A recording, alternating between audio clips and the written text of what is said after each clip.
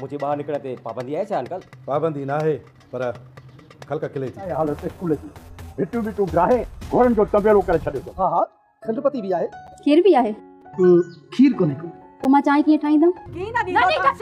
शर्म कयो आखिर आहे छा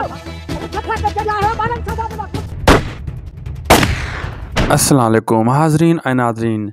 हाणे दुलाब ड्रामो त ना आयो ऐं जेका असां ॻाल्हि तव्हां सां कईसीं उहा पूरी थी। दुलाब ड्रामो बिल्कुलु ना आयो जंहिंमें खजू साहब जी ॻाल्हि कई हुई उहा कोड़ी निकिती ऐं हाणे तव्हां मयार खजू साहब खे बिल्कुलु वञी ॾेई सघो था। तव्हांखे दुलाब जी अपडेट ॾींदासीं इन वीडियो में ऐं जागीर ड्रामे जे बारे में बि अपडेट ॾींदासीं अचण वारी किस्त जे बारे में।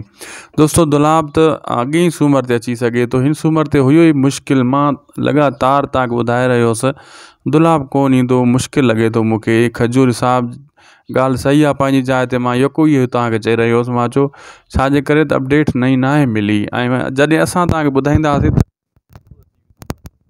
त खजू ऐं जहाज मल्हारियूं कूड़ निकिता, तव्हां पाण ॾिठो ऐं हाणे तव्हां उन्हनि खे मयार ॾेई सघो था।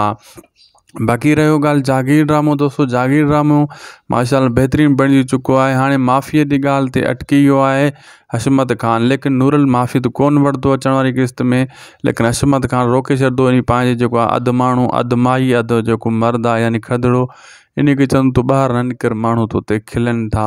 ऐं ॿिए तरफ़ जेको मलूक धमकी ॾिनी तव्हां ॾिठो त अहिड़े हिसाब सां सोभल जेको आहे जेको गॾु पढ़े थो ओॾे जेको आहे छोकिरो उन खे अहिड़े हिसाब सां जेको आहे अचण वारी किस्त में जेको आहे हशमत ख़ान इन परेशानी में आहे त नूरल खे कंहिं बि तरीक़े सां मां पाण सां मिलायां, मां हुनखे झुकाए नथो सघां। हू अहिड़ो माण्हू ई न आहे, नूरल कॾहिं बि न झुकंदो। ऐं ॿी तरफ़ जेको आहे आणींदो ऑफिसर दीनू ऐं वञी ॾेखारींदो स्कूल, हे ॾिसो घोड़ा ॿधा पिया आहिनि वॾेरनि जा। ही हालत आहे त ॿार काॾों पढ़नि। जॾहिं ऑफिसर अखियुनि सां इहो ॾिसंदा त पोइ हशमत ख़ान लाइ बि नोटिस निकिरंदा ऐं हशमत ख़ान दीनू सां बि वेल कंदो, हाणे तादी कंदो, हालत कंदो तूं मुंहिंजे कम में दख़ल अंदाज़ी कई कीअं।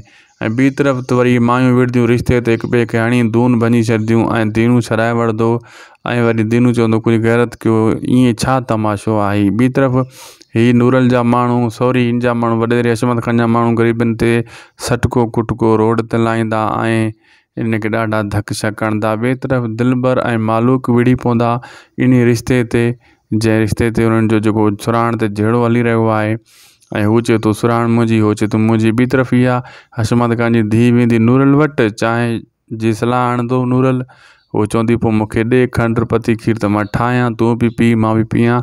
लेकिन नूरल चवंदो खीर कोन आहे, मां खीर घुरायां, वेह त पोइ ॾिसूं था इन ॻाल्हि खे। हू इन जे बारे में वेंदी आहे त नूरल सां बि मिलां, इश्क बि कयां। ॿिए तरफ़ त इहो बि पुछां त असांजे हुन मरा सां महिमान सां नूरल छो विढ़ियो आहे। नूरल ॾाढो प्यार सां इन सां मिलंदो, इख़लाक़ सां मिलंदो ऐं हशमत ख़ान जी ढराब जो नूरल उन जी धीउ खां फ़ाइदो वठंदो।